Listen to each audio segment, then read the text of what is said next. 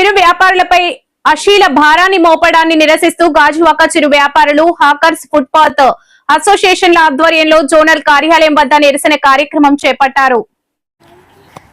సంఘం అధ్యక్షుడు పప్పు అప్పారావు, సిపిఐ నేత కసిరెడ్డి సత్యనారాయణ, దొడ్డి మల్లేశ్వరరావు మాట్లాడుతూ జీవనోపాధి కోసం వలస వచ్చిన అనేక మంది పొట్టకూటి కోసం రోడ్డుకు ఇరువైపులా చిన్న చిన్న దుకాణాలు ఏర్పరచుకుని కుటుంబ పోషణ చేస్తున్నారని, రోజువారీ ఆశీలు 10 రూపాయలు ఉంటే నేడు అమాంతంగా 50కి పెంచేశారని, ఇలా పెంచడం వలన అందరూ ఇబ్బంది పడాల్సి వస్తుందన్నారు. ఉద్యోగాలు దొరక్క చాలా మంది తోపుడు బళ్లు, చిన్న చిన్న వ్యాపారాలు సాగిస్తున్నారని, రోజువారీ ఆశీలు మొత్తాన్ని పెంచుతూ నిర్ణయం తీసుకోవడం బాధాకరమని అన్నారు.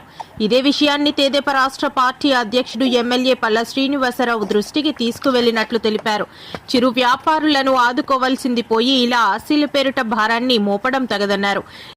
మెయిన్ రోడ్లో బట్టలు, ఫ్యాన్సీ వగేరా ఇతర వ్యాపారాలు చేసుకుని జీవిస్తున్నాం. ఫస్ట్ రూపాయి నుంచి స్టార్ట్ చేసింది, 3 రూపాయల నుంచి 5 రూపాయలు చేశారు. 5 రూపాయలతోమో ఈ రోజుని 10 రూపాయలు కడుతూ ఉన్నాము.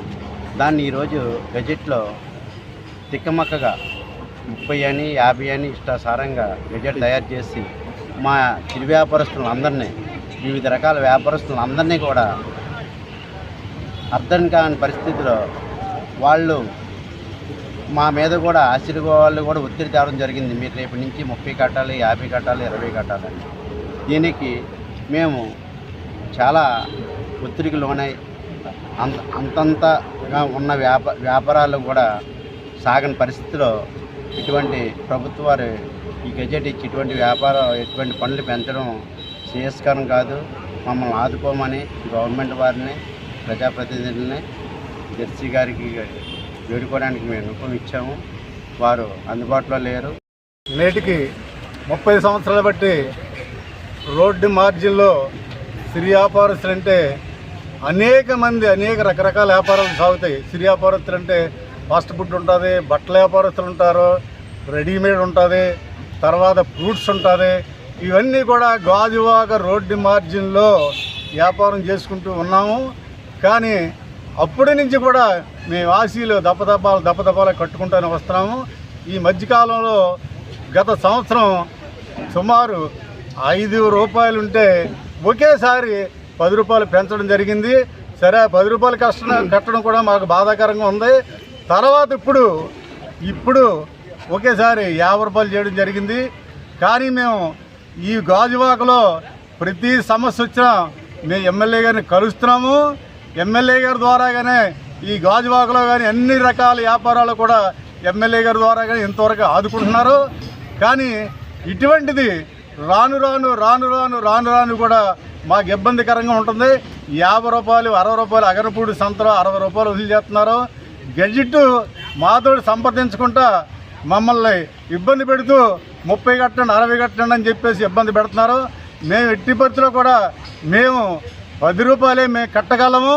ఎందుకంటే లా అండ్ ఆర్డర్ కానీ ట్రాఫిక్ కానీ వీళ్ళు కూడా కేసులు రాస్తున్నారు. ట్రాఫిక్ సిఐ గారు కూడా 5,000 రాశారు బండికి ఈ మధ్యకాలంలో 5,000.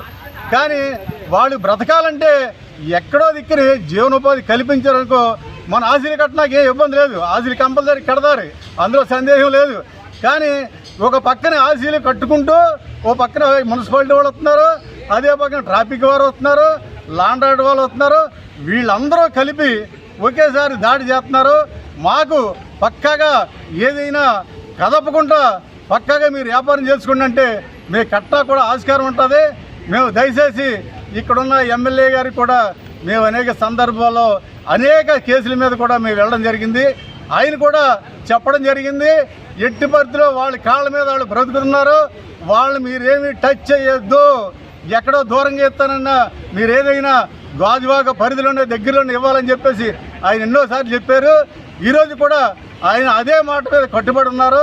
మేము కూడా ఎమ్మెల్యే గారు చెప్పిన మాటకి మేము చూసా తప్పకుండా మేము ఇన్నాళ్ళు కూడా మేము ప్రభుత్వం.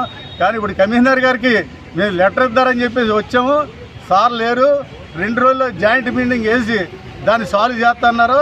అప్పుడు తదుపరి మేము ఎమ్మెల్యే గారిని కూడా కలుస్తాం.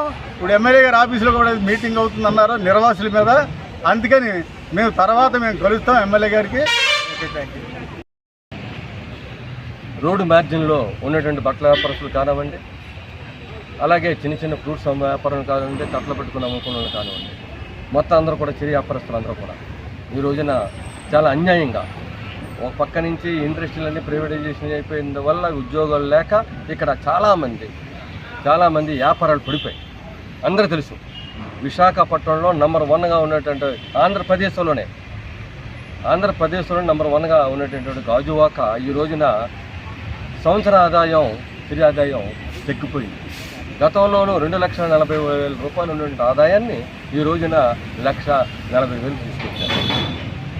అటువంటి పరిస్థితుల్లో కొనుగోలు శక్తి తగ్గిపోయిన టైంలో గతంలోనూ ఆశీలు 10 రూపాయలు ఉంటాయి, ఈరోజు 50 రూపాయలు పెట్టారు ఆశీలు. అది ఒకటే కాదు, తోపుడు బళ్ళు ఉన్నాయి. మన నాగరికత సంతలకెళ్ళి వ్యాపారాలు చేసుకొని బతకడం.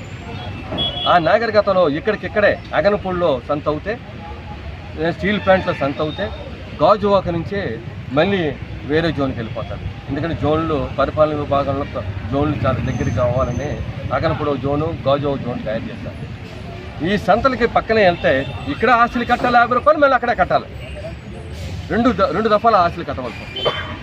అంటే ఎక్కడ కూడా ఈ వ్యాపారస్తులు వాడు రోజు బతుకుతున్నటువంటిది రోజువారు అమ్ముతే ఉదయం 8 గంటలు, తెల్లవారు 6 గంటలకు బయలుదేరితే రాత్రి 8 గంటలకు వస్తే వాడు రోజుకు 1000 రూపాయలు రావట్లే.